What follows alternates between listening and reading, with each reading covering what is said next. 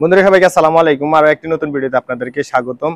তো দীর্ঘদিন আসলে আমাদের গরুকে ঠিকমতো আমরা ঘাস দিতে পারতেছি না আর কি। মূলত হচ্ছে যে আমাদের যখন মানে যে কাজগুলো করার দরকার ছিল, হয়তোবা বৃষ্টির কারণে অতিবৃষ্টিতে আমাদের ঘাসগুলো সেরকম বড় হয় নাই, বা বৃষ্টির কারণে আমরা ঠিকমতো ঘাসে সার দিতে পারি নাই।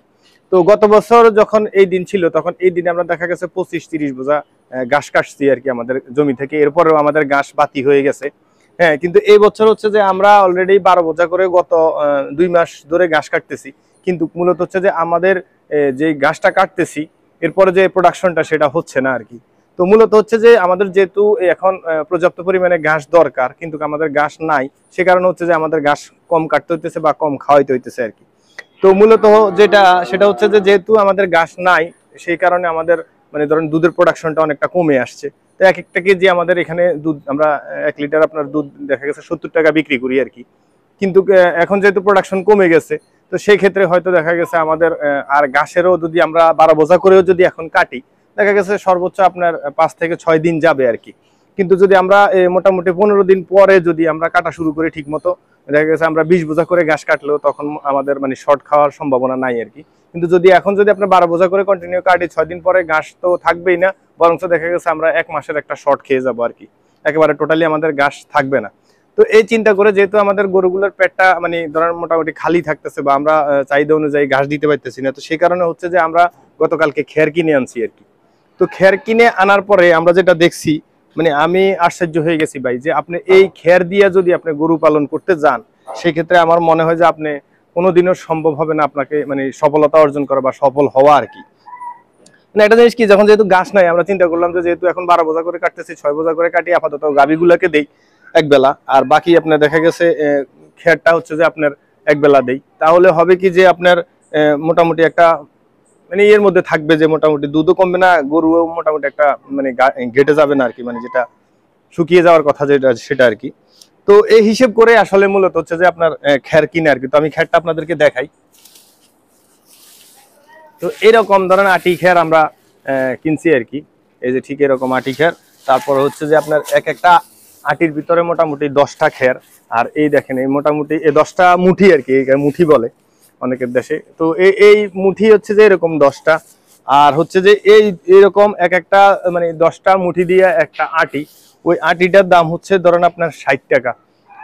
তো 60 টাকা হওয়ার পরে যখন আমি এটাকে মানে পাল্লাতে উঠাইছি আর কি, তখন মানে বুঝলাম যে এটা তো স্বর্ণের দাম হয়ে গেছে আর কি। এটা কিছু দেখলাম যে আমি 1 কেজি 900, কিছু 2 কেজি, কিছু 1 কেজি 800 ধরে নিলাম। যদি আপনি এভারেজে যদি 2 কেজি করেও যদি আপনি পান, সেক্ষেত্রে আপনার 1 কেজি খেরের দাম পড়তেছে আপনার 30 টাকা করে। তাহলে 30 টাকা যদি আপনার 1 কেজি খেরের দাম পড়ে, আপনি বুঝেন আমাদের যে দানাদার খাবারটা আমরা তৈরি করি, সেই দানাদার খাবারটা আমাদের 34 টাকা হচ্ছে যে কেজি পড়ে আর কি। তাহলে হিসেবে আপনার দানাদার খাবারের চেয়ে তো পুষ্টিগুণ বেশি এটাতে নাই, ঠিক আছে? তো এটাতে তো পুষ্টিগুণ নাই বললে চলে। যাই হোক, আমরা হয়তো দেখা গেছে কেউ ইএমএস করে, কেউ আবার বিভিন্নভাবে প্রসেস করে হয়তো বা এটাকে করে খাওয়াই আর কি।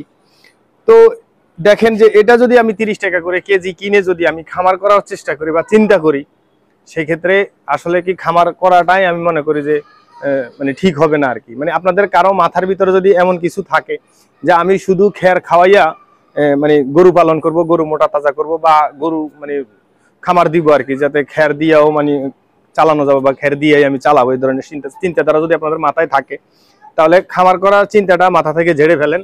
কারণ হচ্ছে যে যদি আপনি খের দিয়ে যদি আপনি মানে করতে চান, খামার করতে চান, সেক্ষেত্রে আপনি কোনোদিনও লাভবান হবেন না।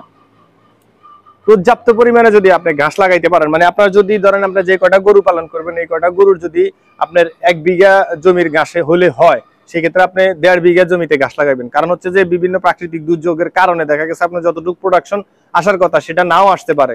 যদি ওটা না আসে, তাহলে আপনি শর্ট খাবেন। যদি একেবারে মুখোমুখি আপনি ঘাস লাগান, মানে আমরা 4 বিঘা চারটা হচ্ছে গাভী আছে, আপনি 1 বিঘা জমিতে ঘাস লাগাইলে এনাফ। কিন্তু না, এটা বিভিন্ন কারণে আপনার দেখা গেছে ওই সেম পরিমাণ প্রোডাকশন আপনি সবসময় পাবেন না। শীতকালে এমনিতে ঘাস হয় না, আবার দেখা গেছে অতিবৃষ্টি যদি হয়, মানে লাগাতার দেখা গেছে 5-6 দিন বৃষ্টি, ওই সময় আপনি ঘাসের প্রোডাকশন ভালো পাবেন না। তো সেই কারণে হয় কি যে আপনার করতে হবে, আপনি অবশ্যই বেশি পরিমাণে ঘাস লাগাইতে হবে। আর হচ্ছে একটা কথা মনে রাখবেন, যদি আপনি যেহেতু এই ধরনের সমস্যা হইতেই পারে, আপনি বেশি পরিমাণে ঘাস লাগাইছেন, দেখা গেছে আপনার এলাকায় বন্যা হয়েছে, অতিবৃষ্টির কারণে আপনার ঘাস মরে গেছে, এই ব্যাকআপের জন্য আপনি একটা কাজ করবেন, সেটা হচ্ছে যে আপনি যখন আপনার ধানের সিজন থাকে, মানে একেবারে দেখা গেছে আপনার এলাকায় প্রচুর পরিমাণে যখন ধান উঠে আর কি, ওই সময় আপনি খের কিনে পালা দিয়ে রাখতে পারেন, এই মানে দুর্যোগ সময়কালীন আপনার এটাকে করার জন্য। আর তখন আপনি খের যদি আপনি কিনে রাখেন বা পালা দিয়ে রাখেন, তখন দেখা গেছে এই ধরনের মানে আপনার সমস্যার সম্মুখীন হতে হবে না। সমস্যা কি, মানে ধরেন আপনার ওই 6 টাকার খের আপনাকে 30 টাকা দিয়ে কিনতে হবে না আর কি। আমি মনে করি আপনি যদি ওইভাবে খের কিনেন, আমার পালা পরিমাণে খের কিনলে দেখা গেছে কেজিতে 6 টাকারও কম পড়ে। আর আপনি দেখা গেছে এভাবে যদি কিনতে যান, হ্যাঁ, মানে আপনি যখন একটা জিনিস মনে রাখবেন যে আপনার এলাকায় যে জিনিসটার চাহিদা বেশি, ওই জিনিসটার কিন্তু দামও বেশি। হ্যাঁ, আর এটা বাংলাদেশের একটা মানে কালচার হয়ে গেছে আর কি, যে আপনার যে জিনিসটার দাম বেশি থাকবে সেটা অটোমেটিক্যালি দাম বেড়ে যাবে। আর এখানে যে এখন যেহেতু প্রচুর পরিমাণে চারিদিকে বৃষ্টি, তারপরে কিছু কিছু জায়গায় বন্যা হয়ে গেছে, মানুষের ঘাস মরে গেছে, তো আপনি যখন গরু কিনছেন, গরুকে তো খাওয়াতে হবে। আপনার এমনও মানুষ আছে যে নিজে না খাইয়া গরুকে খাওয়ায় বা গরুকে খাওয়াইতে হয় আর কি। তো সেক্ষেত্রে দেখা গেছে আপনার এই কারণে হয়তো দেখা গেছে আপনার এই খেরের দাম এতটা বেড়ে গেছে, তবে এই খেরের দাম এতটা ছিল না। তো আপনি এটার জন্য করতে পারেন যে আপনাকে আমি বলবো না যে আপনি একবারে খামার করে নেন না। আপনাকে একটা বিষয় মনে রাখতে হবে, আপনি যখন আপনার এলাকায় যখন একবারে ধানের মানে যখন ধান উঠবে, তখন প্রচুর পরিমাণে হচ্ছে যে খের আপনার পাওয়া যাবে আর কি। ওই খেরটা কিনে আপনি পালা দিয়ে থুয়ে দেন। এরপরে দেখবেন যে আপনার যখন এরকম ধরনের সমস্যা আপনি পড়বেন, সেই ক্ষেত্রে আপনি খেরটা খাওয়াইতে পারেন, তখন আর আপনার এই সমস্যাটা হবে না। তো আশা করি এই পর্যন্ত দেখলে থাকলে ভিডিওটি ভালো লাগছে, আর যদি ভালো লেগে থাকে তাহলে অবশ্যই একটা লাইক দিয়ে দিবেন। আর আপনি যদি ফেসবুক পেজ থেকে দেখে থাকেন, আমার পেজটাকে অবশ্যই ফলো করে দিয়ে ভিডিওটা শেয়ার করে দিবেন, যাতে আরেকজনের উপকার হয় আর কি।